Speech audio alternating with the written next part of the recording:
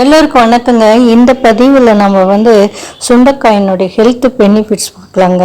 பாருங்க, பதிவுக்குள்ளே போகலாம். அதுக்கு முன்னால் இது வரைக்கும் சப்ஸ்கிரைப் செய்யாதவங்க சப்ஸ்கிரைப் செய்து கொள்ளுங்கள். உடனுக்குடன் பதிவினை பெறலாம்.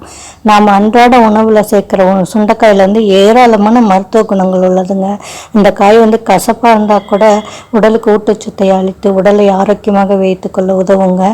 இப்பொழுது சுண்டைக்காயின் மருத்துவ பயன்களை பற்றி பார்க்கலாங்களா? அதாவது சுண்டைக்காயில் அதிக அளவு புரதம், கால்சியம் மற்றும் இரும்பு சத்து இருக்குது.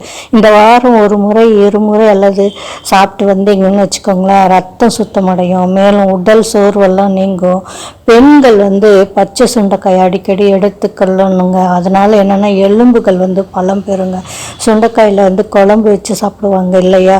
சுண்டைக்காய் தாய்ப்பால் சுரப்பை அதிகரித்து செரிமான சக்தியை தூண்டி உடலின் நச்சுக்களை வெளியேற்றும் சக்தி கொண்டதுங்க. முற்றிய சுண்டைக்காய் என்ன பண்ணுவாங்க, நசுக்கி மோரில் போட்டு ஊற வச்சு வெயிலில் காய வச்சு எடுத்து வச்சுக்கோங்க இல்லையா? அதை தினமும் எண்ணெயில் வறுத்து சாப்பிடலாம் அல்லது வறுத்து குழம்பாக்கி சாப்பிடுவாங்க. இது மார்பு சளியை சரி செய்யும் தெரியுங்களா?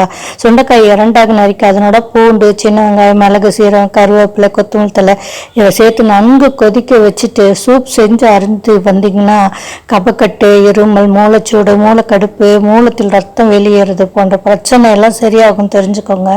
சுண்டைக்காய் சூப் வச்சு சாப்பிட்டு பயன்பெறுங்க. நாட்டு சுண்டைக்காய் பச்சையாக சமைத்து உண்பதன் மூலம் நுண்புழுவால் உண்டான நோயெல்லாம் இருக்கும் இல்லையா? அதெல்லாம் நீங்கும். அதே போல் அஜீரண கோளாறெல்லாம் நீக்கும். அதாவது ஆஸ்துமா தொந்தரவுலாம் இருக்கார் இல்லையா? அவங்கெல்லாம் பாதிக்கப்பட்டிருப்பாங்க. அவங்களாம் அடிக்கடி சுண்டைக்காய் உணவில் சேர்த்து கொள்ளணும்னா சுவாசம் சம்மந்தமான பிரச்சனையிலேருந்து சரி செஞ்சு வந்துடலாங்க. ட்ரை பண்ணி பாருங்கள். சுண்டைக்காய் சேர்த்துக்கோங்க. உடம்பை நல்லா வச்சுக்கோங்க. உடலில் இருக்க சோர்வெல்லாம் போக்கிக்கோங்க. நன்றி, வணக்கங்க. இந்த பதிவு உங்களுக்கு பிடித்திருந்தால் லைக் பண்ணுங்கள், ஷேர் பண்ணுங்கள், கமெண்ட் பண்ணுங்கள். நன்றி, வணக்கம்.